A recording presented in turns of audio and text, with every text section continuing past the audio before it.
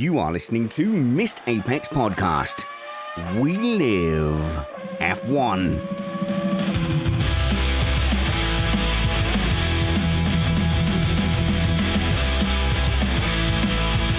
Welcome to Missed Apex Podcast. The title of today's show is You're Gonna Need a Larger Caliber Wheel Gun If You're Taking Down a Bull. That's suggested by Philip Greenberg. On Twitter, I'm your host, Richard Reddy, but my friends call me Spanners, so let's be friends. It's something o'clock in the morning here in the UK, and we are bringing you your Austin Grand Prix race review. Hopefully none of the panelists fall asleep before we get to the end, but didn't I tell you? The Circuit of Americas is a great race and was going to adapt well to the new regulations.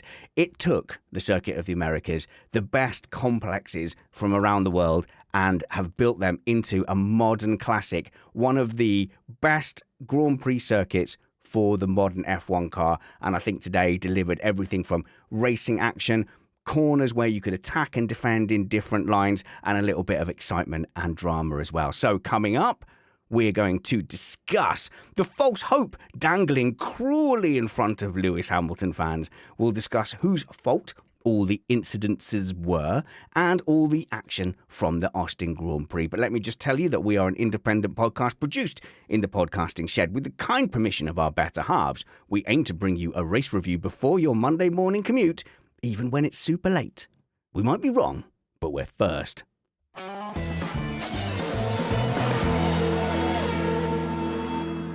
I'm joined in the shed by horn botherer Matt Trumpets. Hey, Matt. Hey there. I came to watch a Formula One race and a MotoGP broke out.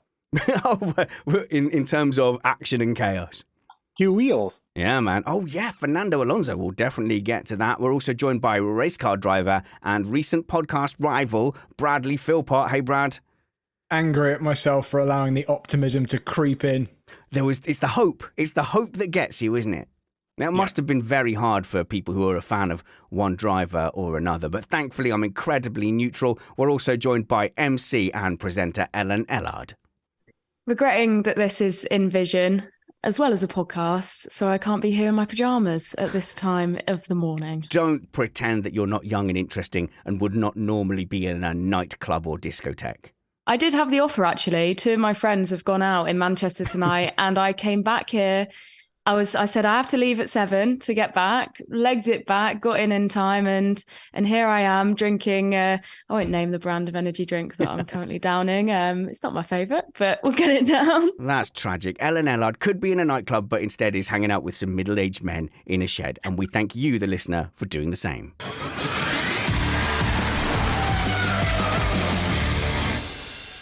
Well, here on Missed Apex Podcast, we do wonder often what we should talk about first, because there was loads of incidences and great racing as well. We, of course, had the collision between George Russell and Carlos Sainz, so we get to play whose fault is it for that.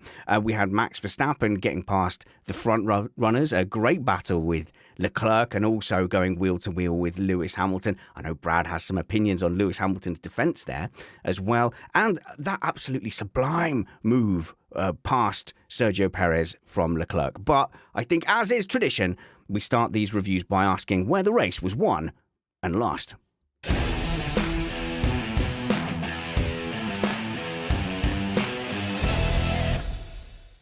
Okay, Matt, you have 60 minutes. Where was the race won and lost go? Well, I think, although I've got many options, I will play to my strengths and say, for want of a medium tire, the kingdom was lost. Oh, that was one of my first questions when, they went to the hard and there was an interview with Toto Wolff and he said, oh, well, we didn't have a medium. I'm like, why? Why didn't they have a medium? A qualifying? Did they use them up in quali? Well, yeah, and in practice, but that was the set. Those were the sets they chose to race with. They wanted the two hards and the single medium, and that matched fairly well with what Pirelli was predicting would be the fastest way round. So you can't really blame them, but who can predict the safety car? Yeah, and there's a lot of laps taken out by the safety car. I think, was it 8 in the end? The second one was quite a long safety car period with all the debris. Yeah. And to be fair, I think even with the medium tire, I don't think Lewis was winning this race. In fact, I'd say if I learned anything today, it's that Mercedes built a car that is simply not capable of winning against a Ferrari or a Red Bull this season. Well, I'd say it was capable of winning against a Ferrari because he did seem to have the legs on Leclerc. I don't know what it would have been like against Sainz. But the one thing that I'd say is that the medium tyre probably wouldn't have helped because he ran out of tyres, certainly at the rear, even on the hards at the end. So going one step softer, it probably would have just been an earlier problem. Well, yeah, and we were talking about the optimism killing you, but I think we got a little bit of hope in the Mercedes-Ferrari battle because Leclerc started obviously further back, and I think that got lost in the melee of the safety cars because Leclerc was there. You forget, well, he had to also come through the pack, but he disappeared as well, Matt. Yeah, he did. He ran a really good first stint actually on the medium tire. He went long, and he was one of the few people who benefited from that first Bottas safety car in which he parked it in the gravel and then pretended something went wrong with the car.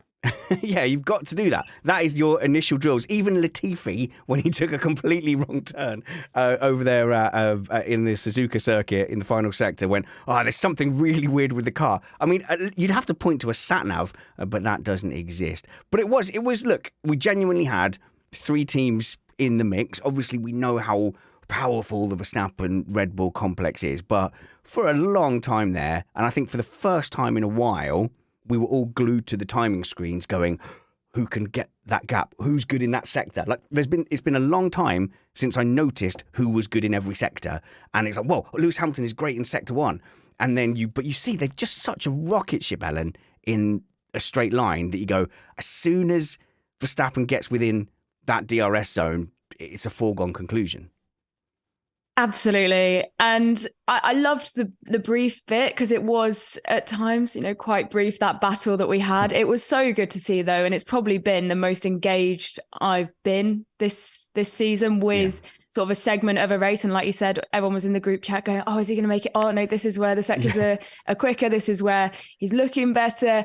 And, it was when Verstappen was in the battle with the Ferrari, you thought, oh, yeah, OK, that's going to pin him back even more. But obviously that didn't last because the Red Bull is head and shoulders above the rest. And it's hard that, we have to have a tech failure for us to see that kind of racing. Hopefully next season things will start to level out a bit more in that we'll see more of that, and it won't be human or technical failures in pit stops that cause that.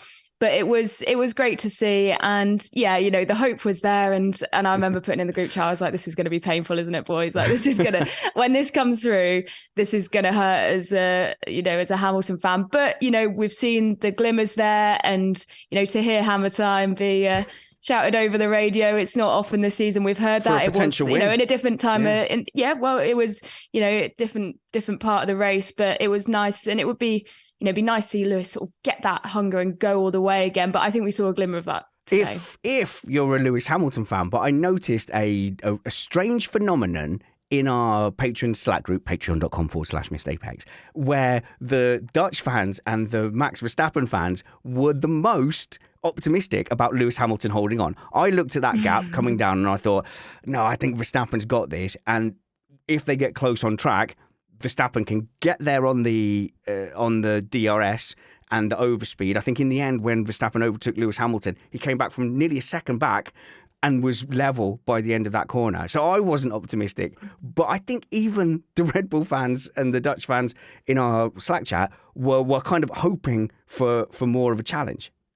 Yeah, and I think that's what everyone wants to see, isn't it? You know, we've had it either way. We've had it with Max being well off ahead. We've had it in the past for many a season when it was Lewis way off ahead. And actually, whoever you support, you want to see what's best for the sport. And that is sometimes, these close, these tight battles. I think talking about, who was going to come out top of that battle today. Sometimes, it is the fans, even when, if your football club, if the player you support or the driver you support is doing well, you still, you don't, it's the hope that kills you, isn't it? So, you do want to go, he might not do it, and be prepared for that. So I think that's a traditional thing with sport fans to sort of have that. But yeah, we want to see more of that kind of racing. Absolutely. Well, what I love about this is if I'm a Max fan and a Red Bull fan, of course I want Lewis to look like he can win a race because it makes Max look better. Amazing. Naturally, it makes the whole season look better if Mercedes technically was in it even in one race. Hamilton fans have had that for a long time. 2019, 2020, I think even Hamilton fans were there hoping for someone to come through, and then they got their wish in 2021. But yeah, there is that kind of thing where you go, if it's a bigger challenge, I look better. Yeah, but what I do love about this is that Mercedes with Hamilton undercut Verstappen 2 times. They were playing the aggressive race strategy correctly, and I think the safety cars just didn't help them out with that plan. Yeah, I was just going to add to that the point sort of before the more techie and the more tactical side of things is, of course, we want to see tighter racing. It's what the sport wants, and I think especially from a Red Bull fan's point of view, I think if you're a Max fan in this country, when Max did take the title, there wasn't the same sort of buzz and social media sort of hype about it. I know there was lots of other things going on, but you want it to be something that is, causes a lot of social media hype. You want it to be something that's plastered all over the news. And I'm sure it was abroad, and it maybe not to the point and the extent it was here. But, we want the sport to be making headlines, and we want those battles. So, and I'm convinced after today that we'll see more of that, maybe in the later stages, through these closing stages of the season, where everyone's everyone, there's nothing to lose now, isn't it? Everyone has to go all out. Everyone has to give it everything. So, I'm sure we'll see more, and then into next season as well. Yeah, why not go for it? Absolutely. And there is a lot of optics, and you can see that the teams are aware of it. So Lewis Hamilton is absolutely fantastic for this. And Lewis Hamilton takes a book out of Scotty, the engineer from Star Trek's books, where, Scotty was there going, I can't push it any further, Captain. The nacelles are failing. It's going to take me 17 hours. And there's a famous quote from Star Trek where he tells Geordie LaForge, the next generation driver, he says, oh, laddie, you've got a lot to learn if you want people to think you're a miracle worker. And that's what Lewis Hamilton does all the time. My tyres are failing. Oh, these tyres are shot. And then he does the fastest lap. And today it was all about the brakes, saying, oh, these brakes aren't going to hold. There's something terrible. But he still pulls off this blinding performance. So I think it's not enough to win. People are also aware of the legacy and how it looks. And in a season where you're this dominant, Brad, and Max has been this dominant, if you want to search around for the areas where he was good, and you go, where did he outdrive the cars? Very clear advantage this season. It takes a little bit of fishing. But I mean, today, if you look at the overtakes with his compatriots and getting that lead, they were decisive. Like, we can't doubt his wheel-to-wheel prowess. Yeah, I mean, if you give one of the, if not the fastest driver on the grid, the fastest car, the most dominant, we know Adrian Newey is, super brilliant car designer. This is his most dominant ever car. Max matched the record for wins today. If you give a driver like that a car like that, then they're going to make it look a little bit easy, making the moves. But you notice the other drivers just starting to try and have little digs just to make sure that Max knows that they know a lot of this is about he's got the car, and if we were driving that car, we'd be doing just as well. You heard Hamilton after the race in the debrief or the cool down room say, "Oh, we just can't hang with you guys on the straights." That's if you ever want to insult a racing driver.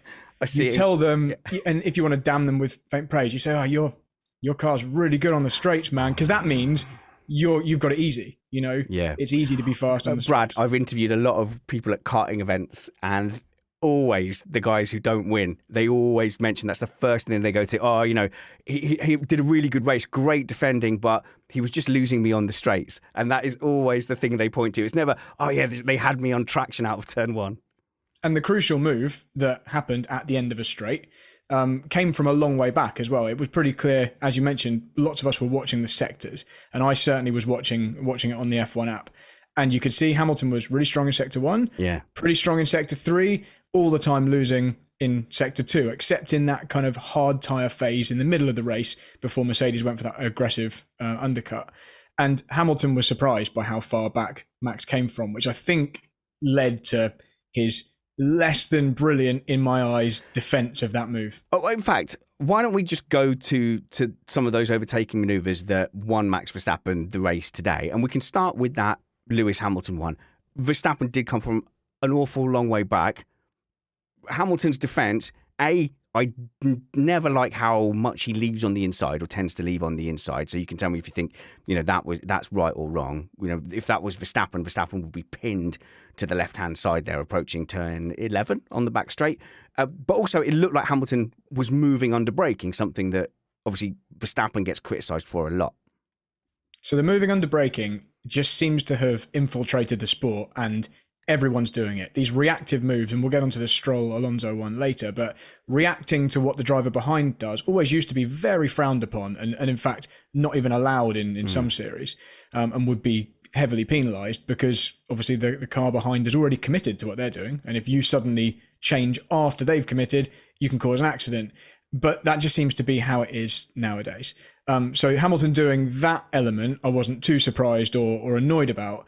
But what surprised me was just how much room he left Max on the inside. So the corner where Max overtook, obviously the inside is where you want to position your car to make a move or to stay ahead. And that's why Max went for the inside. That's where you go. That's the high ground. And Lewis only moved left a little bit half-heartedly too late. And he had a lot of time to be the one already on the inside when Max arrived. And I don't doubt that Max would have ultimately overtaken him somehow anyway. But Lewis could have at least made it a bit harder. He could have forced him around the outside. But what we do tend to typically see Hamilton do is give the attacking driver the room on the inside, almost try and allow them to go deep in the corner and then cut back afterwards. And sometimes that does work. But at this corner, with a kind of double right-hander following it, going deep doesn't really affect you too much in terms of track position. Is that a karting thing? Does that feel like a classic karting manoeuvre to try and get the cut back? I mean, it's any car racing. It's any motorsport. I'm sure even motorbikes do exactly the same thing. So it's just the inside is the high ground. Hamilton had the option of being there. But from what he said afterwards, I think he just didn't realise how close Max had gotten so quickly. He said, you came from so far back. And that suggests to me he's kind of mentally coming to terms with the fact that Max was able to come through and he just didn't expect him to be able to, because he was a long way back at the beginning of the straight. And then by the time he arrived at Hamilton, approaching the braking zone, suddenly he was there. And maybe Lewis had flicked his attention forward momentarily, and suddenly it was too late. It struck me very much as a down the middle defense for Lewis coming down that straight. You like, I'm going to take the dead middle and then try and pin my opponent. And I think he was, as you say, planning to take the inside.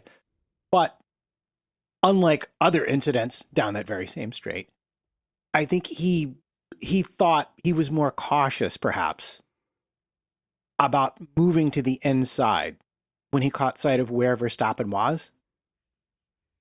If that makes any reaction from you, like he looked in the mirrors. Yeah. By the time he saw what was happening, by the time he knew Max was committing to the inside, it kind of was too late, which is why he did that late jink to the inside and then kind of thought better of it. And we do have other examples of Lewis allowing Max Verstappen past him by letting him go up the inside. We had a couple of instances at Abu Dhabi last year.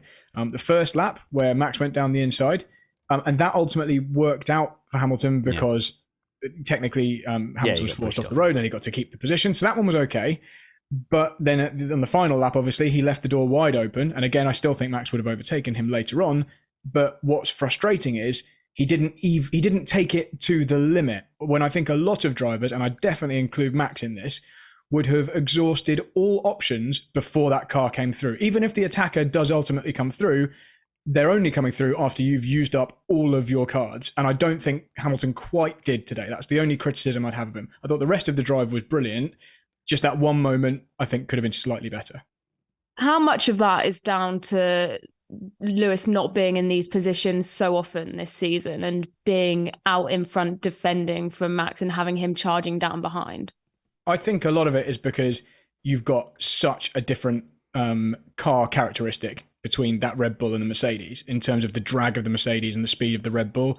I think it's just a very mismatched battle. So when you can't really defend on an even playing field like that, And I think Lewis accepted that it was probably ultimately going to happen and still wanted to bank the points for the Constructors' Championship. So if it was the final lap, maybe it would have been different. Maybe he would have fought it more clearly. But yeah, it was like 6 laps to go, wasn't there?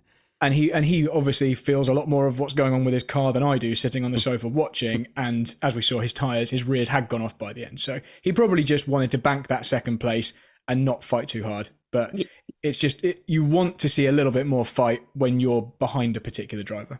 Yeah, absolutely. That was the point I was sort of getting at, is if this was any other season, if things hadn't already been wrapped up, because he'll also know that Constructors had been wrapped up at that point as well, whether we would have seen more of this fight and that sort of hunger and the not giving up, like dog with the bone that we used to see Lewis race, like whether we'd see more of that if it was, you know, any other season or a different position.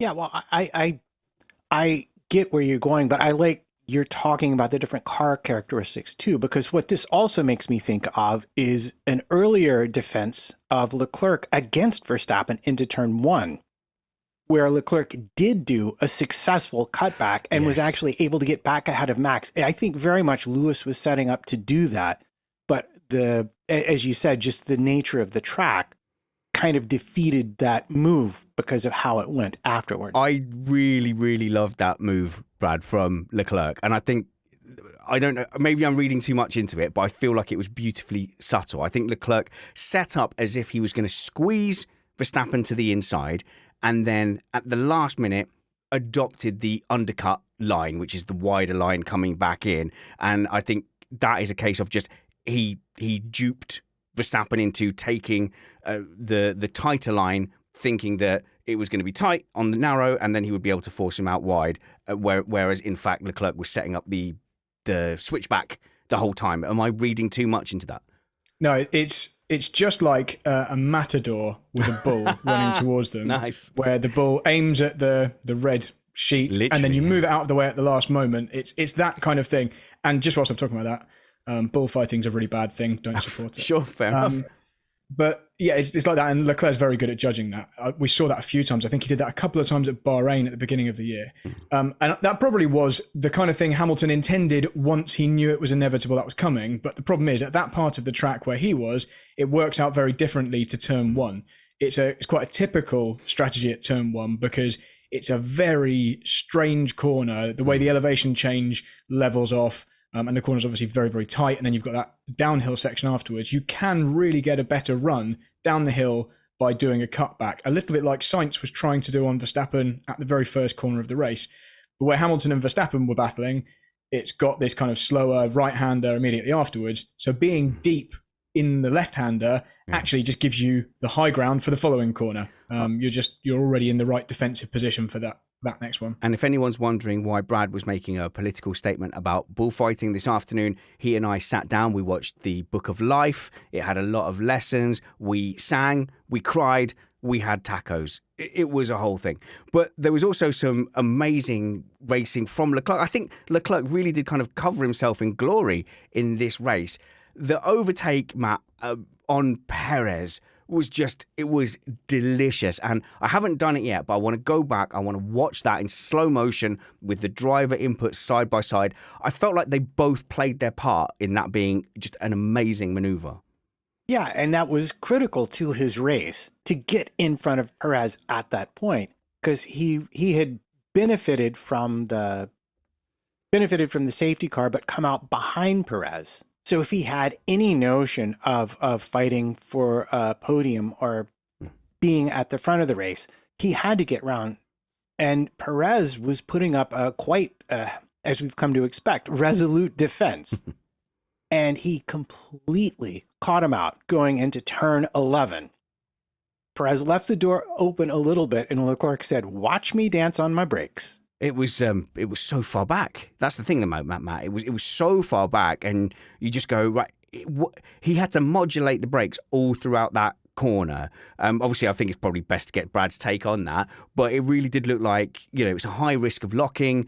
You could see their inputs, like he's having to think about it all the time. Is this on? Is this on? And then eventually, it gets down the inside.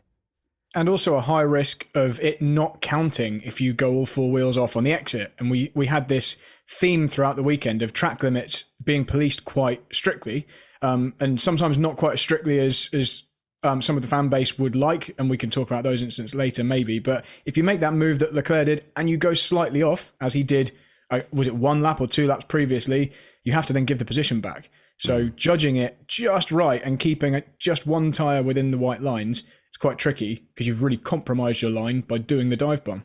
Okay, and just to round off this where the race was won and lost, Matt, I think something Mercedes fans might look at in this race is go, as you mentioned before, they went for 2 undercuts. That is an oddly aggressive strategy from Mercedes. They never went for those kind of roll the dice. I've often criticised Mercedes for and this is not as bad as it sounds, a do-nothing tactical approach. Like they are reactive rather than proactive. Today, they were very proactive. Do they take that into 2023? I think that they do. I think that fundamentally these tactics, we'll have to see how the regulation changes play out next season. But fundamentally, with this regulation set that we have, assuming it stays broadly the same, you have to think differently about your strategy than you did previously when we had a much different kind of aerodynamic profile to the cars. And I think because they've suffered under the new regulations and they haven't got the strongest car that they would like, I think they're now having to look for other ways where they can make marginal gains. And in the past, it's worked being reactive when they've got the speed and they've got the legs to go back out and they can make up ground. And they've been in the position that now we see the Red Bulls in, where they know that they can be slightly more reactive. So I think partly it's down to them having to be more reactive now and more pushing the strategies they want people to follow to their advantage because they haven't got the car speed at the minute. Yeah, and this is what I want to get back to. It was clear, if you watched Hamilton after the race, he was as happy as he's ever been because he was in a position where he had to drive to the absolute limit of his abilities, and nothing, even winning, doesn't make him as happy as when he's in that place, in my opinion. And so that tells me that Mercedes did not build the car that could win. But if you look carefully, and even if you're a Ferrari fan, if you look carefully at today's race, you see the improvements that they have made at the end of this season that's going to make next season even more exciting. Because I think Mercedes has done a lot of understanding and improving. And we saw it today in the race. And I would argue the same for Ferrari, especially around their tire degradation issues. So Matt, do you think that because Mercedes have had such a bad year, technically, they've had such a difficult car that they didn't understand and it was all going wrong, do you think they'll actually put themselves in a better position because they'll now have a deeper understanding with all the analysis they've had to do when it comes to building next year's car? I think when everyone at Mercedes says, we know the exact mistake we made, we know we built a car that couldn't win, but look how close we got anyway. Yeah, I think that's a bit of a silver lining at this point. Amazing. And last thing on the top 2 before we go into the start, there is a bit of a whose fault is it coming up. But Max Verstappen was struggling with wind. Texas barbecue? No. This is a wind-sensitive formula. All the drivers were struggling with wind. I should probably not say blowing up the backside, should I? That's wrong. No. I but won't was say it that? How does wind affect a Formula One car? To make it a serious grown-up question, Brad. You want to go with that first? Well, when you're on the limit in a car which is largely dependent on its aero for the grip that it's generating, and the wind changes direction, so say it goes from a headwind to a tailwind, just an example, and the airspeed over your aerodynamic elements changes dramatically, and therefore the amount of downforce they're producing changes dramatically. And if you're on the limit at that point, suddenly the limit is a lot lower than what you've committed to, and you'll have a horrible snap and the car will respond very badly. So you need a stable you need the air to be stable to have the most predictable car. And when you're committing to high speed corners and it's not predictable, first of all, you'll lose time from the mistakes that induces, the real time. I say mistakes. You can't predict the wind's going to suddenly change, but the moment that it causes. But you'll also lose time in subsequent laps from not trusting the car, because you don't want to commit to it again. You only just got away with it last time. You don't want to commit to that same speed again and find that the wind changes again, or you have a moment in a different place where you then end up in the barrier. So it takes a few more laps to build back up the confidence to push to the same limit as you did before. So the wind does sap drivers' confidence and make things really difficult. And it looked like Verstappen was certainly suffering with that. I saw a few laps where there was like an inexplicable time loss to Hamilton when he was chasing him. And I think, and he then heard a radio message where he complained about the wind. So I think some of that was due to the wind. Yeah, well, we heard that all race long, in fact. And what you could see at the beginning was that big flag that hangs out by the by turn one. You could see it changing direction. It was blowing down the track towards turns 2, 3, and 4, and then it would shift and blow down. And 100%, we're in an aerodynamic regulation set that gets most of its downforce, a big chunk of the downforce from the floor. And you have to get all the air coming under the car out correctly. And suddenly, if you take a 20 or 30 kilometer hour wind and blow it at the back of the car instead of the front of the car, its handling characteristics are going to change pretty massively. And that's what Brad was talking about. The car becomes unpredictable in corners and the drivers lose confidence in what it's going to do. Very interesting. Tech, aerodynamics. I understood all the things. Now let's talk about Race Cars Go Crash Bang as we play a game. Whose fault is it?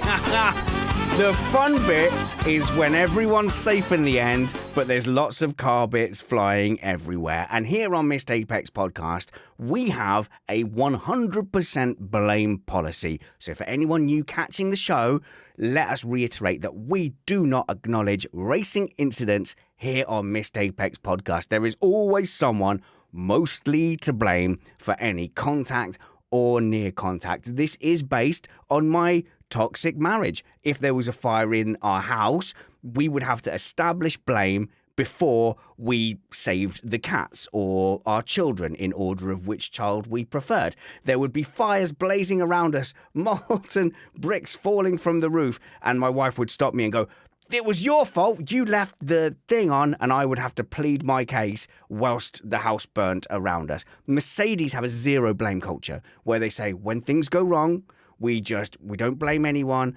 We just try and figure out the best way forward. That is not what we do here. Blame must be assigned.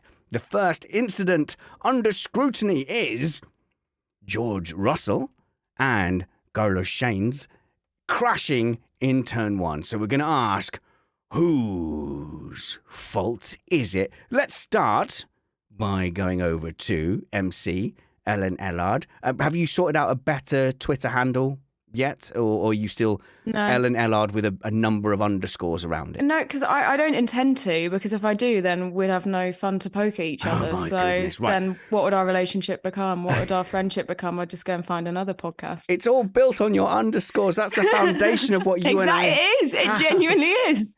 So just search for Ellen Ellard on social media. You find your Twitter, your Instagram, but we will have links in the show notes below. So go and follow Ellen doing everything, because she is a current and future superstar. You want to say, I knew Ellen when she was just on some muggy shed podcast. So whose fault was it?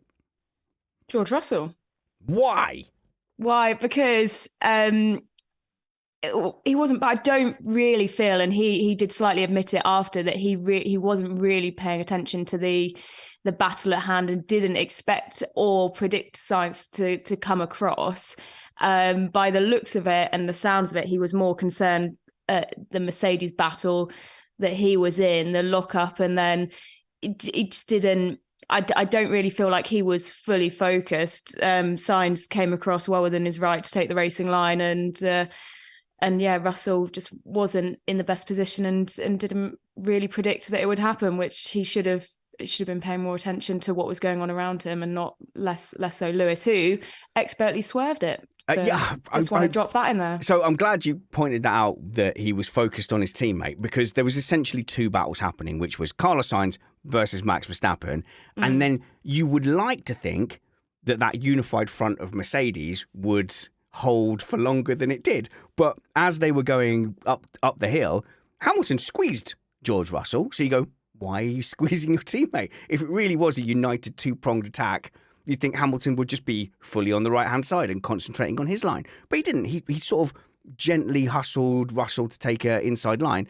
Russell's eyes were focused on that battle with Hamilton. I'm convinced of that.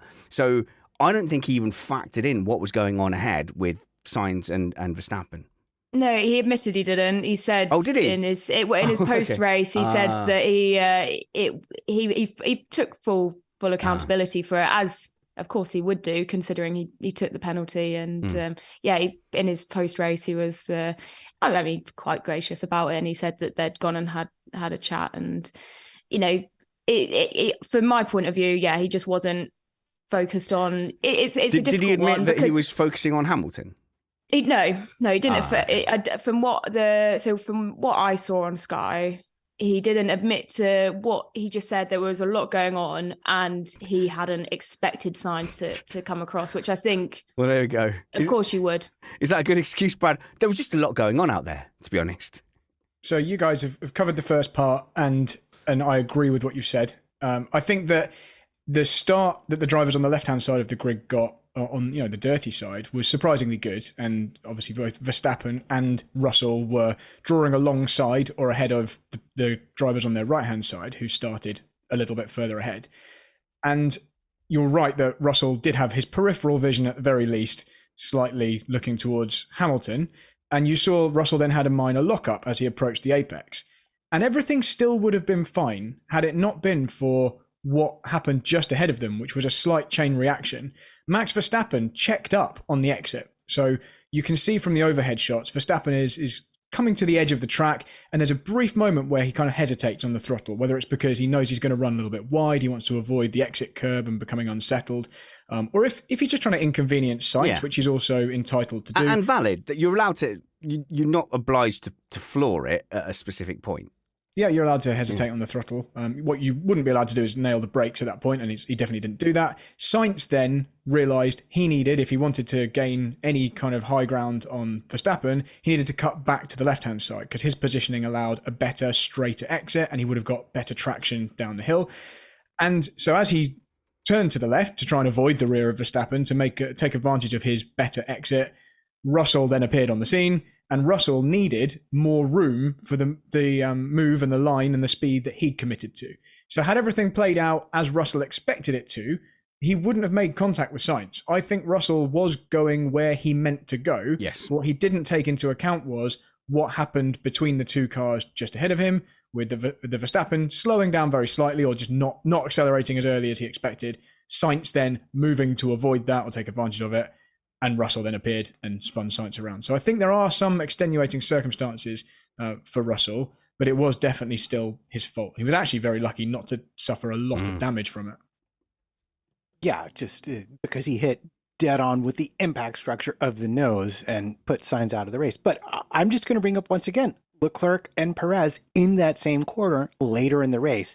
That is exactly what Sainz was about at that point, and he was fully entitled to make that move. And I think Brad is right. I suspect had he not tried it, he would have just punted Verstappen from behind instead. So it maybe there's some minor extenuating circumstances, but I have a hard time not saying that's kind of on Russell, especially with the lockup into the apex. So Martin in our patron chat says that you should never penalise a turn one move. Like just trust everyone that they're doing their best and have a gentleman's agreement. And look, I can see what you're saying, which is that it's very difficult into turn one. No one's trying to wreck their own race. No one's trying to damage their nose cone. So you could give it more leniency. However, something we impress in our series for karting and sim racing is that on lap one, you can't use all the track in the same way that you would do in a normal racing maneuver. So in a normal racing maneuver here, Russell is thinking, I've been squeezed slightly to the inside. Therefore, I'm going to have to take a shallow approach to the apex. So I'll take an early apex and then I'll go all the way to the outside and try and do a block pass, kind of like a block maneuver. So Hamilton has to check up and leave it. But I think in any lap one scenario, in any series, you can't expect to go from one side of the track to the other side of the track as if there's no car there. Am I being too harsh, Ellen? He went from the apex to the exit and expected not to hit anyone. No, I'm in total agreement. If anything, I'm saying you're stating the absolute obvious there when you've got 20 cars so close together, especially on a track like Circuit of the Americas. It is that launch that you get, particularly if you're in the inside, or if you're in sort of positions then too on that left-hand side, you do get, and we've seen it in the past, the launch up the inside there can be used to great advantage, as we saw Verstappen take today, and he was gifted there, wasn't he, with that? Yeah.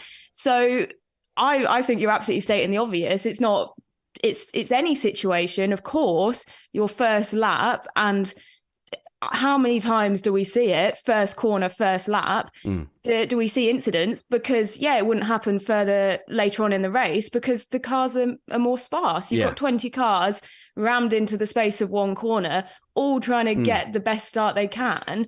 Of course, there's going to be incidents, but that's when, as a driver, especially, yeah, you can say from George Russell's point of view, oh, it's not panned out as he expected. You've got 20 drivers who have all seeing a race panned out as they expect in their heads. That's 20 different scenarios. You can't fit that into one corner for everyone to get their dreams. People want the same leniency applied to lap one that they would to a maneuver 10 laps later. And it's like there should be like some special lap one etiquette. No, I don't particularly agree with that because the risks are so much higher with that many cars in one place. I don't think that. I think if you start putting leniency into lap one, then that's where the risks are higher, and these risks and these rules and these regulations are there to protect the drivers. That's what I'm saying. Like maybe I don't think make it any more lenient. I just think George needs to think and not go for what he expects. I think he just needs, as a racing driver, you need eyes in every position. It's not easy to do, but that as a racing driver is what makes you special. Brad, lap one survival is a racing driver skill in itself, isn't it? Yes. There are situations where you've taken out or, you're spun around or whatever, and there really was nothing you could have done about it. And sometimes when you've got complex murmuration, that's a word that I've never used in this podcast before, murmuration of cars all moving and responding to each other. A murmuration, in real time. Yeah, look that up. I'm sure. I'll look on Urban Dictionary later. Basically, there are some situations where I think it would be very, very difficult to apply rigid adjudications of exactly who was at fault. But largely, I am in favour of adjudicating every single incident exactly the same and applying the same logic and rules to them. I just think there might be some times on the first lap where it is nearly impossible to say who is at fault. Most of the time, it probably is possible. And in this one, I think it certainly is possible to say who was at fault, and they only need to say who was predominantly at fault.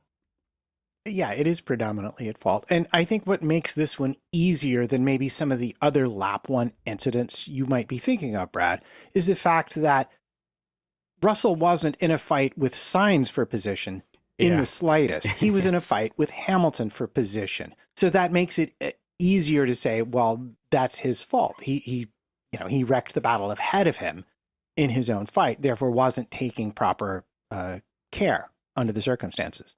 Ooh, we get to play more Whose Fault Is This?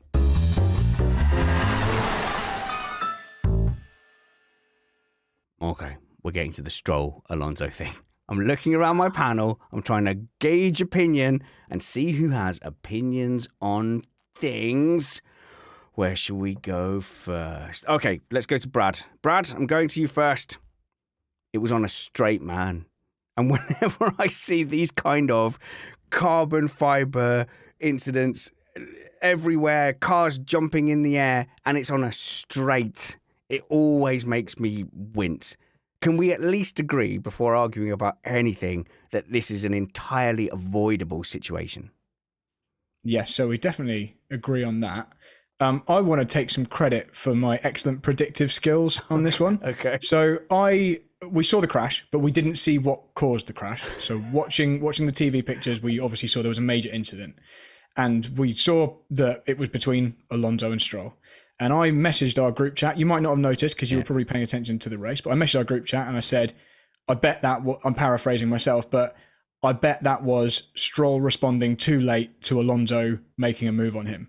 And then we saw the replay and I was vindicated because that's exactly what it was. Alonso made an absolutely legitimate, fine, late move to the left to overtake. Took the slipstream right up until the last moment, moved to the left, and Stroll reacted to that. And the steward's report mentions that he reacted to it. Stroll has actually been handed a 3-place grid penalty for the next race because of this. So he has been deemed to be at fault for specifically moving too late. And when you do that, you're basically inviting a crash because the car behind has committed to that, especially when it's that late. It's one thing in a braking zone. It's a very, very similar thing actually in this situation. So we've seen a lot of situations. In fact, if you search Lance Stroll mirrors, you're going to find a lot of videos where through F3, F2, Formula One, he has just turned in and it looks like he's not looking in his mirrors. In this situation, Brad, you can look on the Stroll onboard. He takes a look over to his left. He sees what's happening. He jinks left. So he's clearly responding very, very late on a straight. And it feels like, I looked at that and I went, oh my goodness, that is the kind of thing that can kill someone. It feels like 3-place grid drop is really, really lenient. In fact, Matt, you are the arbiter of whether I'm engaging in hyperbole. I saw that. I looked at it. Obviously, I've got a history of being a little bit critical of Lance Stroll. So I was like, I best check myself. But I looked at that and I went, if that's not a race ban, what is? Well, it made me think, honestly, of Grosjean and Spa, if nothing else, in terms of its, in terms of the effect, but also just in terms of the lack of situational awareness. Sam Collins did a lovely presentation on this accident. Alonso was going 296 kilometers an hour. What's that in real speed? 184 miles per hour. That's really quick. Faster than a 787 takes off, he said. So I will quote him here. And it made me think also of NASCAR, where they've actually installed like special panels that will come up to keep cars from going airborne, and wondering whether or not maybe they're great. Yeah. Whether or not that's something Formula One should. It's a rare accident where we see this, but when you do it, the last thing you want to see is like Weber, where the car goes completely up and over. But it was the exact opposite of Hamilton and Verstappen to me. Brad. Where Hamilton looked, some people said he couldn't see in his mirror, but because of that, he was more cautious. Whereas Stroll knew Alonso was coming, looked and said, I better get over there quick. But by the time he moved over, the moment he turned that wheel, his rear tire was already chunking carbon fiber out of Alonso's front wing. And it's just fortunate for Alonso that he was that far alongside, because if he'd come upon if he'd come upon Stroll and Stroll had moved a bit further over, that would have been a much, much nastier accident. Yeah, so there was essentially, from the moment Stroll chose to react, there was nothing Alonso could have done.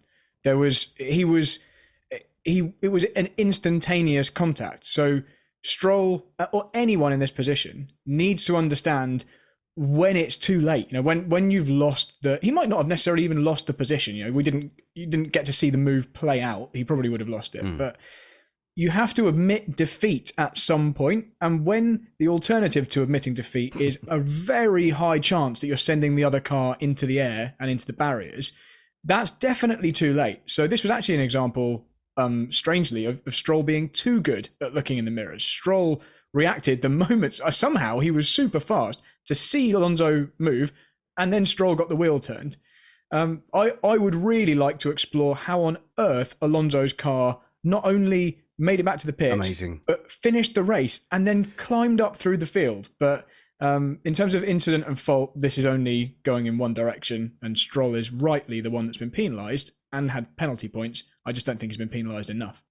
Yeah, I'm not going to fight anyone on that, but I'm going to show you my drawing, which is Okay. I did this during the race and my notes because it descended into tiredness and me just drawing what was going on. And that is Alonso still running and then a mind blown emoji because that was absolutely insane. And I totally agree that Stroll should have been penalised more. I was disappointed because in my sort of opening notes from what I was like looking for pre-race, I've got Stroll highest quali position in 2 years. Yeah. And I was like, you know, we're always looking for nicer stories from the midfield and down. And I was like, that's really nice.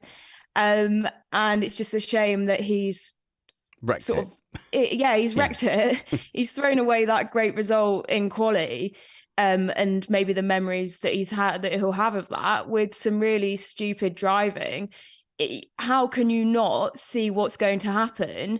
It just shows a basic lack of understanding of racing, that if you know if you're going to make that move and there's a car coming in behind, that there's going to be a collision. There's no other way it pans out. And it just shows that he doesn't fully understand the concept of his actions. And how do you get this far without realising it, Brad? So just to check that we're not being too harsh on Lance Stroll, like if Alonso was creeping up alongside or had got alongside and there's 2 meters between them, Lance Stroll can move across and occupy that 2 meters. There's no problem with that. Like that's all about positioning and defending. But when you just use your car to block the direction that a car is coming in on a straight, especially when there's a speed delta, there's no doubt that you can't just move your car in front of an approaching car to occupy that space and go, now you have to dodge me. It isn't dodgems. Yes, so we've spoken about the etiquette and the rules of racing quite a lot over the years on this program. And as you pointed out there, if there's not already a car in a space, generally you're entitled to move your car into that space. But there are some caveats, and this is one of them. If we're in a braking zone and that a car behind you has committed to being in a particular space, and you should know that from your situational awareness and from their closing speed. If you then occupy that space, you're effectively choosing to have a crash because the other car has no options to avoid it. They might be able to steer around, that is one option, but more often than not, they're going to end up in the space they've committed to. If you put your car there, you're going to end up with a crash. Similarly, if there's a big overspeed, not in a braking zone, like we saw today with Stroll and Alonso, and there's very, very little time for that car to change their trajectory. For example, if Stroll had moved across and Alonso was still half a second away from arriving in that space, Alonso could have steered more, lifted off, braked, whatever. But there was just no time for him to react. And Stroll's own reaction afterwards was to say that he'd left Alonso plenty of room, meaning all the space to the left of where the crash happened. But that misses the point. That shows that Stroll, either he's just defending himself because he wants to defend himself at all costs, or he just doesn't understand that the problem isn't that he didn't leave enough space laterally for Alonso. He didn't leave enough space in the position that Alonso was fully committed to occupying. That's exactly the point that I was trying to get at, and that defense that you quoted before we came on air is exactly what I was trying to get at. I didn't want to steal the quote from you, Brad, but that's exactly the point. It's either, and even if he is trying to defend himself to the end, you're only making yourself look worse at that point. Yes. You're showing like your George ignorance. Did. Like George did, there is value to saying, okay, I see I made a mistake. Fair, Matt. Well, Brad mentioned this moving over, and it made me think of Verstappen and Ricciardo in Baku, where in the braking zone, Verstappen moved over and took all of Ricciardo's, I've got the details right, all of his downforce off the front, and then he couldn't stop and smashed into him. And both that was in a braking zone. This was just in the normal straight. But I promised you before the show, I would come up with a defense for Stroll. Let's go. Because somebody had to. Yeah, vamos, let's go. And I'm the most awake of all of you right now. That's this true. Is close to my time zone. So here it goes. Now, this entire defense is predicated on the fact that we were specifically talking about Magic Alonso, the 100 times faster than you driver. He would have won today if it wasn't for that. And the thing of it is, you have to know who you're racing. And he knew who he was racing, and he still judged it that finely. So if I was going to find fault for Alonso, that's the only place I could find it. And I'm just going to say right now that that is a stretch and put forward for hypothetical purposes only. No, I like it. Honestly, I honestly like it. Because you're making a point that I've been beating my head against a brick wall for the last 6 seasons when people defend Lance Stroll with such a low bar. The bar for Lance Stroll is so low that I'm fully expecting someone to go on Twitter today and say at least he didn't take out 2 cars. And that seems to happen every single time Lance Stroll is involved in an incident, to the point where you are making sense, Matt. You are absolutely correct that Fernando Alonso should have considered who he was overtaking on a straight and who was the person looking in his mirrors and reacting to him. That is kind of on Fernando Alonso, because the fact is Formula One has a Lance Stroll there and other drivers need to adjust accordingly. I want to point out how guarded and polite Alonso was compared to how he ordinarily would respond to drivers who do a thing like this, or much less to him. Why would that be? Potentially because of his employer for next year. I was waiting for an Alonso rant, and I wonder whether it nearly came out of his mouth, or maybe he was saved by the fact he was so shocked from having flown through the air for 100 meters. That might be that as well. Yeah. But I think normally he would have been calling people idiots and asking for their head, but he was extremely well behaved in his responses over the radio. Yeah. I think he said it was just one of those accidents where everything goes wrong or something like that. But yep. Well, he's half right. But whatever Alonso's car is made out of, we should make aeroplanes out of that, because Fernando Alonso crashed into the rear of another car, was lifted at 45 degrees on its rear wings like a bucking stallion for about 500 meters, hit a wall and escaped with only some slight wobbly mirror damage. Yeah, and the thing, this is going to be weird, but I think that accident saved Alonso's race. What? Absolutely. Because he had moved, unlike his teammate, he had moved onto the medium tire. And in opposition to most of the other people's pit stops who went from the medium to the hard, he went from hard to medium. But because he crashed, they put him on the only other set of tires that were left, which was another set of hards. And then kind of like Magnussen, who ran a one-stop, although he went from hard to medium, he basically was on a one-stop strategy. But he was going from the back on the hard tire so he could bring them in gently and make them last all the way to the end of the race. And it wound up working out very much in his favor in terms of where he finished.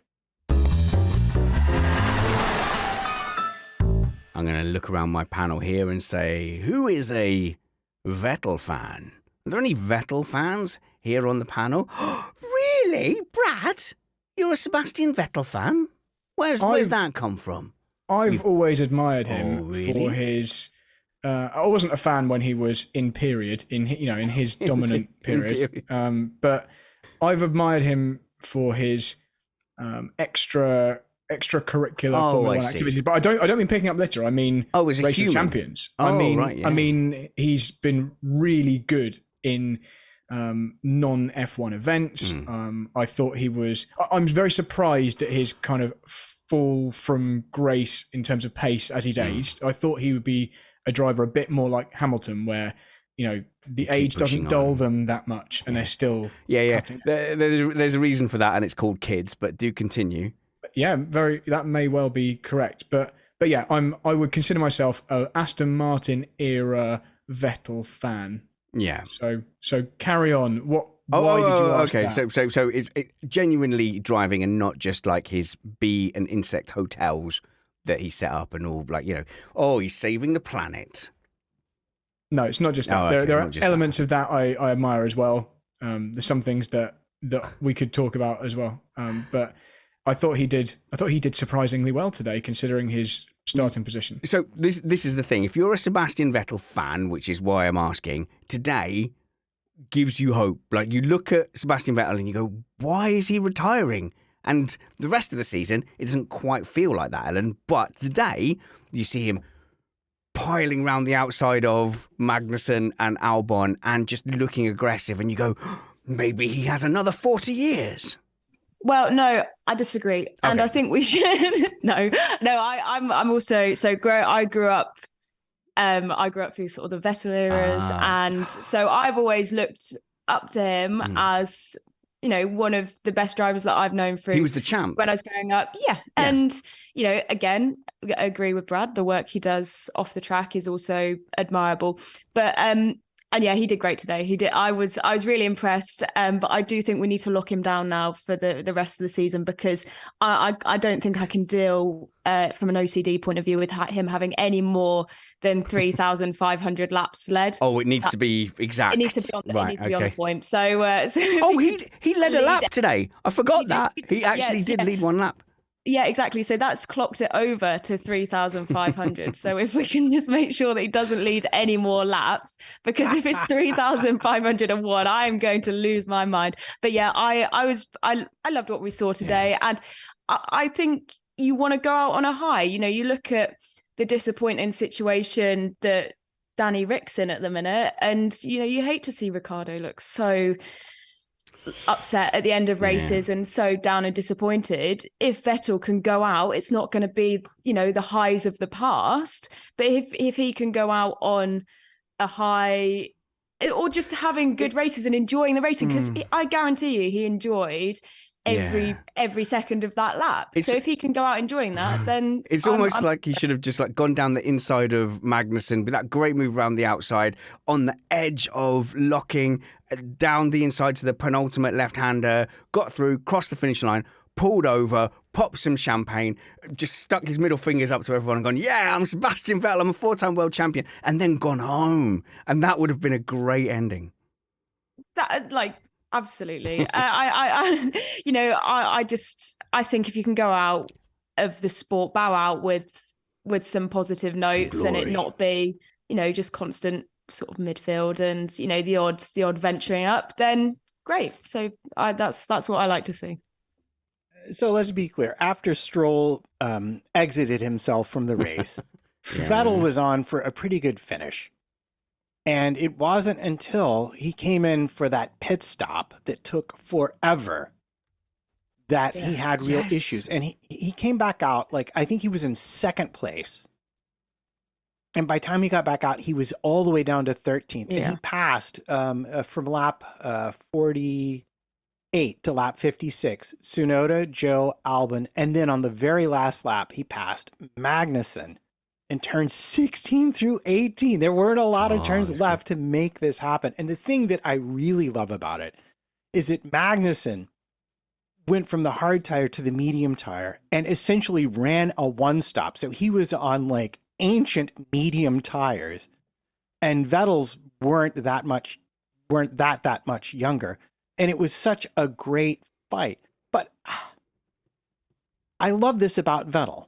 And with this Aston, it looks like it's coming into focus as a car. And you begin to think, man, how much did Ferrari let him down when he was there? How much did Red Bull let him down after the exhaust blown diffusers went away? Because clearly, if you give him a car, he can drive. Well, yeah, he proved that today, you know, making up the disappointment. You know, he had the similar thing. I think they put that down to a tech issue as well, didn't they? The gun, that wasn't human error. They said, well, I think I heard they mentioned that it was gun failure again. But yeah, I thought he was super impressive today, and he's just shown his class once again. Yeah. And that's one of the things that I really like about Sebastian Vettel is on so few occasions as he dropped that class. There's been, I think, was it the one time where he went and swapped down the positions in Parc Fermé? Was that was a Vettel move? And even that, he did it with class, he did it with style. He's always been one of those drivers that just has the charisma, and he backs it up on the track, and he did today. Counter swapping the position markers was a massive tantrum. No, but I love it. It was an enjoyable tantrum. It was, and he did it with style. But Brad, just on Vettel, I think he went into this race, and to quote a film that you and I both love and often snuggle up to watch. He went into this race saying, "No retreat, no surrender." Yeah, I haven't. I don't know that reference. Yes, but you don't. I just wanted Don't to counter. pretend. I just wanted to counter the Vettel Such a special loving film from all of us to by us. saying he did have a pretty bad qualifying. He was out qualified by someone who we were just slating a little while earlier. I don't know whether there were any extenuating circumstances there, but he hasn't. I don't think he solidly had the better of Stroll in their time together. So I still wouldn't say I think Vettel's I think it has. I think it has been a substantial difference, but I think we would have expected a higher difference, and I'm fully expecting Alonso to bridge a bigger gap. Yeah, that's the point I was going to make. I would expect Alonso to be performing at a higher level than Vettel has been. But today's performance, if we take that in isolation, in the race, I thought was really good. I was going to say Alonso was literally performing at a higher level than Stroll, at least for a couple of 100 meters. Okay, fair enough. Right, I'm going to go to Brad actually for the last point I want to go to before the podium. There was a lot of great battles out there today. I think we've covered a lot of the racing side today, which has been brilliant because with all of the talk of cost caps and rules and broader championship connotations, it was great just to have a race which in isolation had a lot of talking points.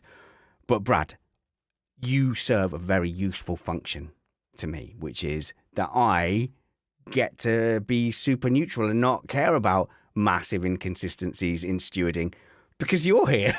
But Sergio Perez was 400 meters behind a safety car. He did that 18 times during a race and then didn't get a penalty until he was able to give his case to the stewards. Gasly today, someone in front of him booted it, instant 5-second penalty. Yeah, so we had a couple of pretty clear examples of potential inconsistencies today for a couple of different incidents where we've had recent examples of a certain precedent, which were then thrown out of the window seemingly today. So the Gasly penalty, you're talking about being too far behind the safety car, is definitely one of them. And just to fill everyone in, just to remind everyone, Perez at Singapore had this same offence several times, I think 3 times, ended up with a 5-second penalty, but only after the race, only after he had a warning not to do it again, did it again, and was then reprimanded or had a chance to explain to the stewards, and then they implemented a penalty which then didn't affect the race result once they knew how that penalty would affect the race result. Today, Gasly did the same offence, although you could probably argue it was worse in terms of the distance. The onboard I saw, he was a very, very long way behind the next car. Well, not initially, but once the car in front disappeared, there was a gap. Yeah, I'm just trying to be as fair as possible to the stewards in this instance, but you can certainly see there's clear inconsistency there because he wasn't given 3 chances and he wasn't given an opportunity to explain himself. Yeah. It was just an instant penalty in a similar way to how we saw the instant penalty with Leclerc after the race at Japan a couple of weeks ago. So that's the first one. There was Matt, you go first and I'll gather my thoughts on the second inconsistency, which refers to a post-race protest as well. Oh, yeah, no, there's stuff been bubbling in the background. Oh, okay, go.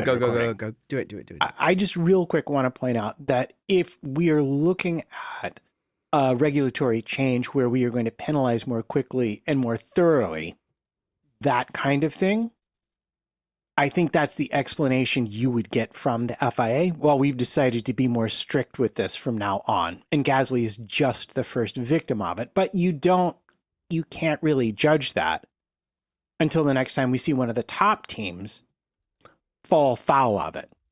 So if we see a Red Bull or a Mercedes or a Ferrari with the same violation get the same immediate penalty, then we can conclude that they've changed how they wish to police this. And I think they should police it because I still think about that crash at Mugello, which came about because people were leaving these huge gaps. There's a reason they say only 10 car lengths behind the safety car. But we can't make that conclusion yet. That's all I wanted to add. I really haven't heard any good justification for why they have, in the previous example we just used, the Perez at Singapore one, why they were so lenient on that. I totally agree with what you said. Decisions should be made more quickly and thoroughly, etc.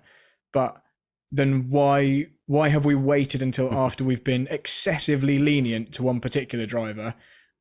It's not like that was the first ever Formula One race. No. We've had plenty of opportunity for them to, come to a conclusion on how they implement rules. An arbitrary period late in a season in 2022 seems a little bit odd to suddenly start deciding you're going to do that. Well, I just want to say that I feel like that is hyperbole, Brad. And as a staunch neutral in Formula One, I have given you a chance to air that grievance, but I in no way associate myself with it. So I'd like to just now talk about the second potential inconsistency. Okay. And that relates to, again, we're talking about Sergio Perez. He just involved just by coincidence. Go check out his end plate damage, which he self-inflicted, I think. He went for a gap, which wasn't a gap until he made it a gap on Bottas on lap 1 in the first sector.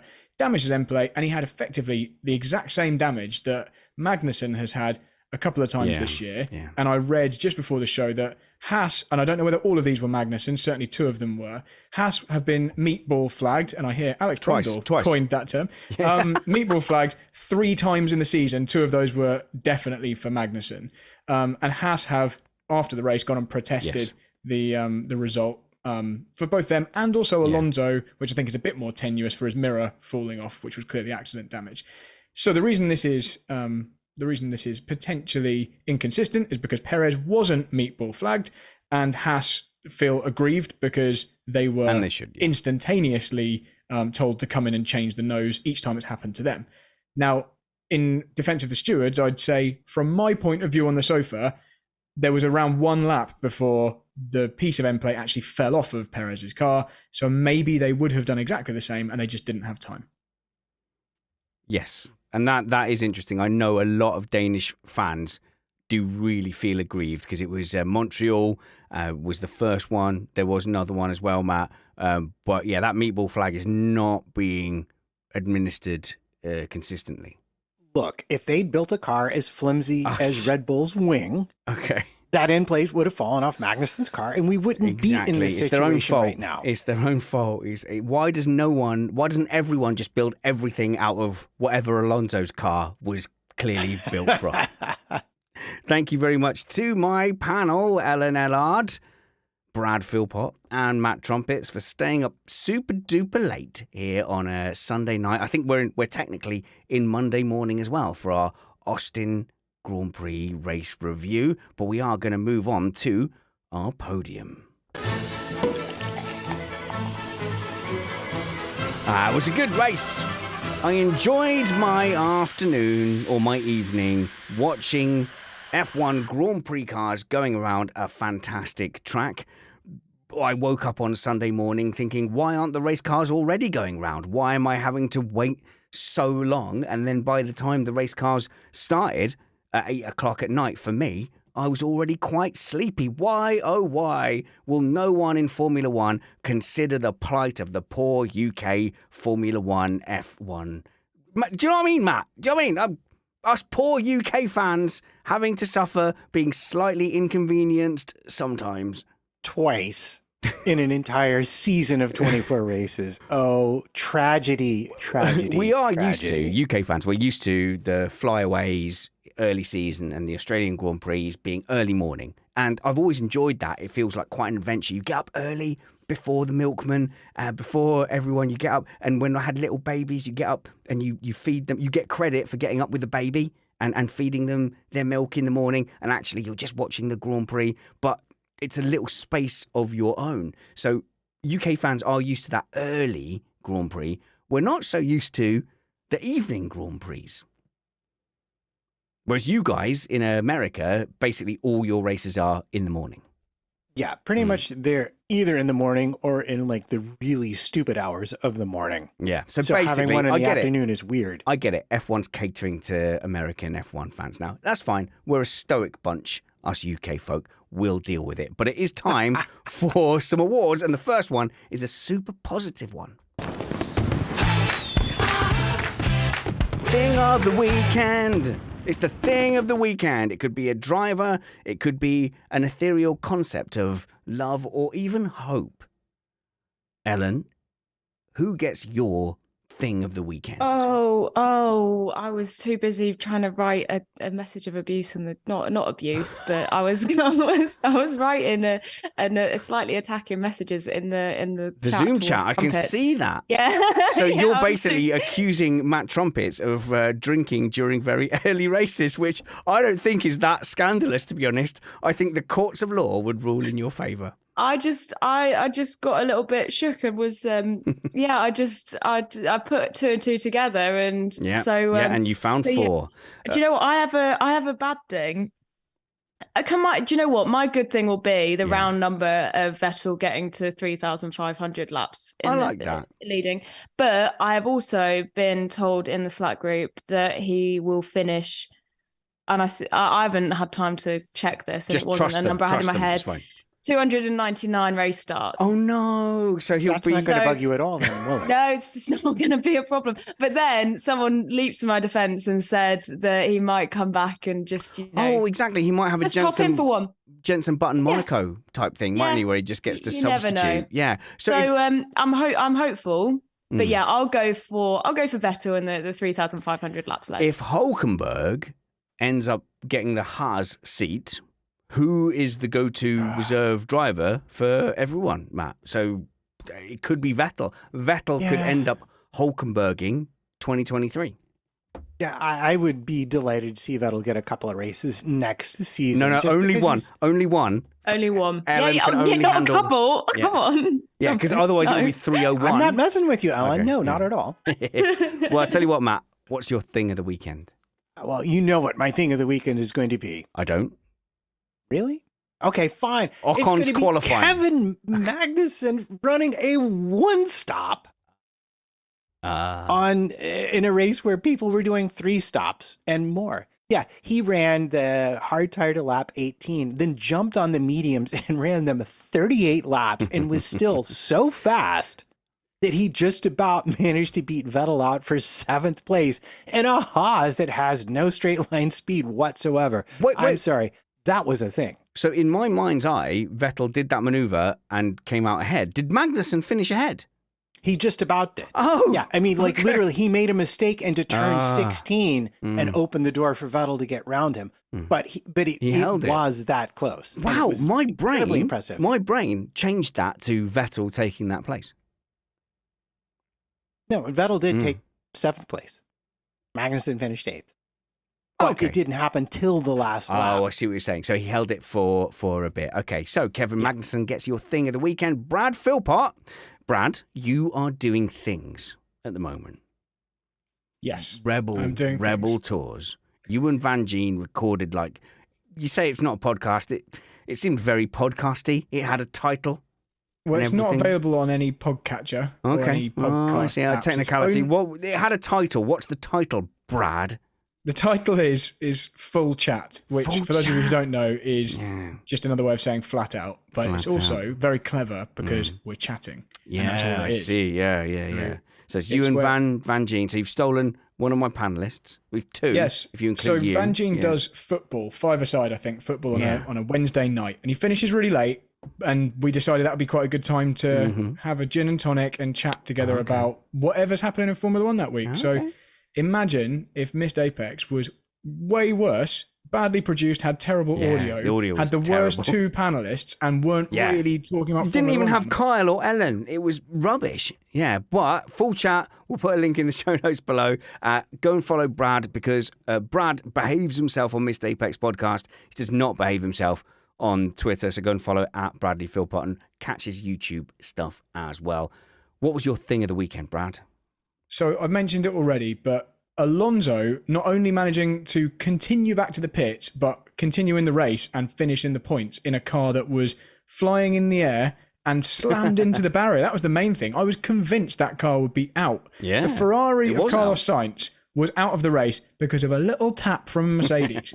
Alonso's Alpine was chucked into the wall at 180 miles an hour, and he just carried on. And I honestly don't think there's any other driver on the grid that would have bothered even trying. They would have just assumed the car was destroyed at that point. But Alonso has previous for this. At Baku a few years ago, when he was involved in a big crash somewhere near the beginning. He hauled an absolutely broken McLaren around to finish the race, and I believe get a reasonably decent finish. So he's just a determined little fighter, and he did it. Did a great job. So that result. Matt? I just wanted to put it out there for those who have not yet gone for their thing of the week, that a certain team has won their very first Constructors' Championship of this entire regulatory era you think in terms of power units. Right, okay. So you think I might, being the only person to not have awarded my mistake, my thing of the weekend, might be swayed to give it to Red Bull? Well, I mean, it is their first Constructors' Championship. You are about to be massively disappointed because I'm giving it to Lewis Hamilton with that fantastic performance, nearly taking victory, great pace, absolutely, on top of his teammate, didn't smash into Carlos Sainz and had a fantastic performance and gave Lewis Hamilton fans, obviously I'm neutral, just a little bit of hope. But it was good. It was a good performance on a track where that he's going to deliver. I don't think it's a coincidence that Lewis Hamilton has always looked magnificent at the Austin Grand Prix, and he also looked fantastic at it this weekend in what was arguably the third best car, and nearly won, ended up finishing second. But here's the bit where we get to be all negative. Here's where we get to be armchair pundits judging people at the top of the pinnacle of motorsport. It's the Missed Apex Award. Oh no, you missed the apex. All right then. Who wants to be negative first? Brad, who missed the apex for you?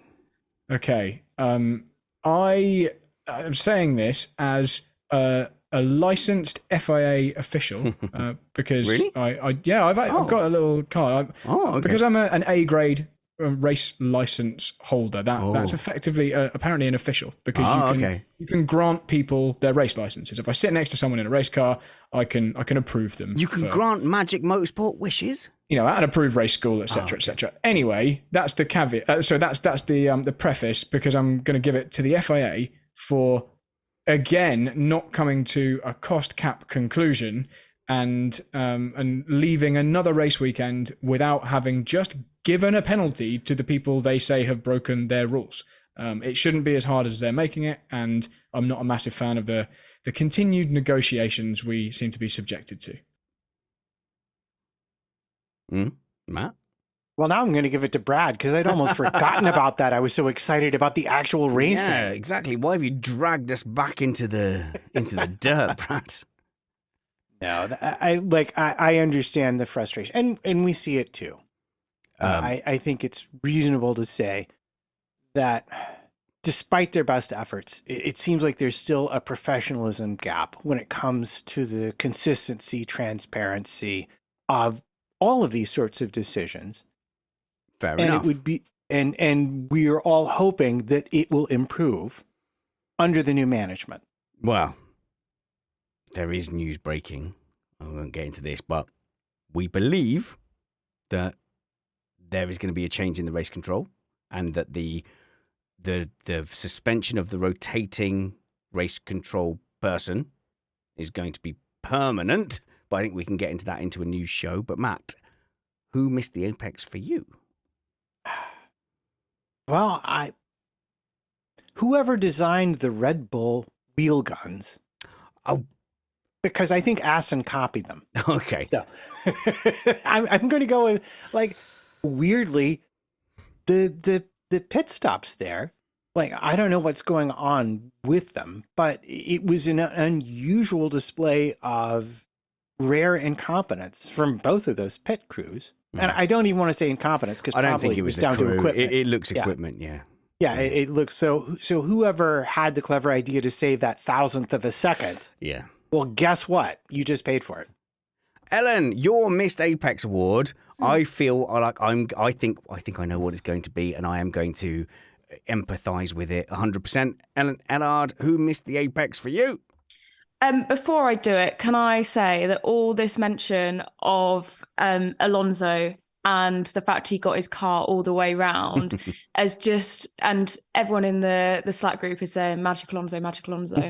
It's just like absolutely spam me off into do you know the like really 3D videos? Oh yes, they're very good. And they're very, very funny. And Yeah. I think if you are an Alonso fan who hasn't gone and seen them, especially the Emiliano Romagna one, like go and watch it, because it is pretty much what he did today. He does in these animations. Yeah, Alonso Very, wins very funny. every race. Wins every race in through the most chaotic he changes ways. Like, his own tires. He fixes the his own Emiliano cars, Romagna one. There's a hole in the floor, but it's him just putting his foot through it and running. And that's what he did today. Hamilton is always a sneaky cheat, and is always cheating throughout every races. What's the channel called? It's called Really 3D. Really I 3D, watch them on TikTok. I'm sure they're on YouTube No, as they're well. great, But yeah. it's great fun. And I probably show my age and my humour levels with it because I absolutely love them. And I just had to give that a shout because Fair enough. I'm glad. Who missed the apex for you though, Ellen?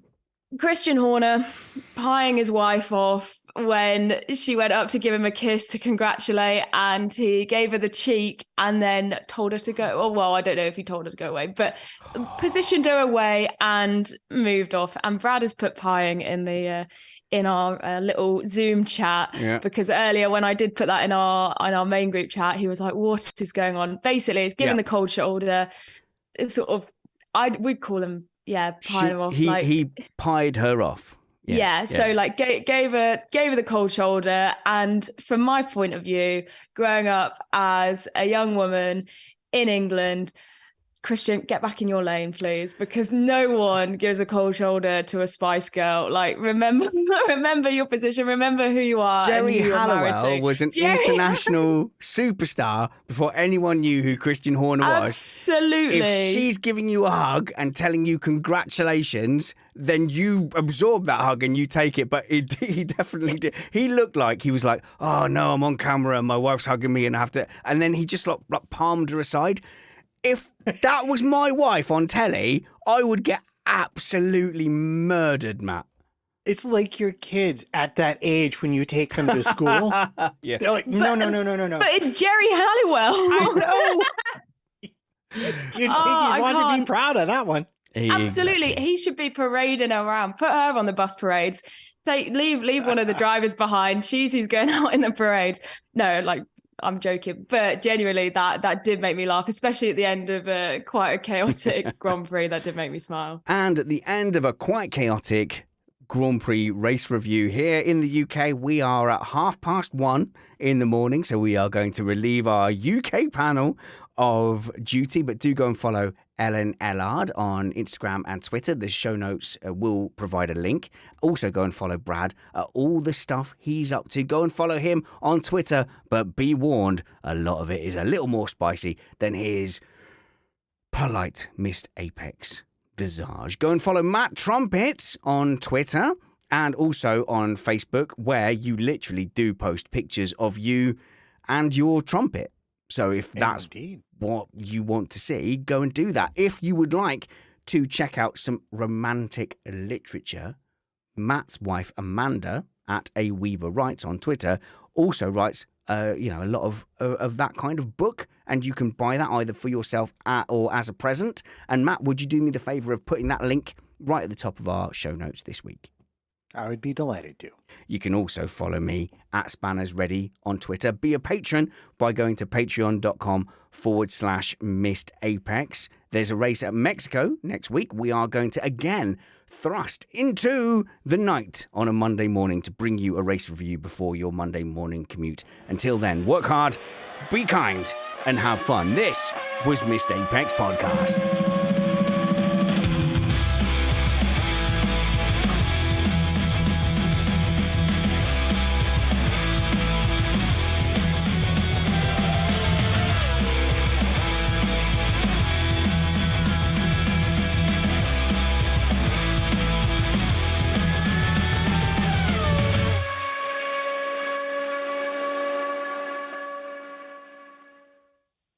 Comment of the week.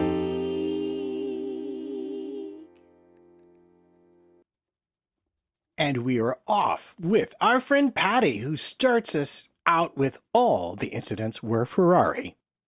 Okay, not all, but quite a I know few. it did seem that way, though. Yeah. Yeah, a little bit. All Yeah, a little season. Yeah, okay. We're going to go on to our friend Rolando Castellanos, who was in with Alonso, was simply trying to show Stroll who the new alpha is. Oh, it was a show of dominance. I will show you. I will butt your rear ends, and now I am Chief Aston. Our friend Connor Chaney has solved our first lap problems by saying no racing until all the cars are nicely spread out. Please submit overtake requests 3 to 5 business days in advance. It's just manners. It's just very simple. And I think we will finish up with our last minute suggestion from Tony Keeler. Ginger and Winger Spice is the relationship we all thought it was. Okay. I'm assuming that's the winner, to be fair, Matt. Okay, there you go. Done. Tony Keeler has won comment of the week for Ginger and Winger Spice. Ginger and Winger Spice is the relationship we all thought it was. We're out of here.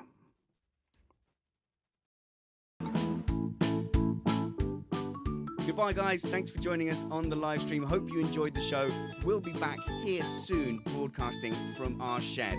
Let the shuffling commence.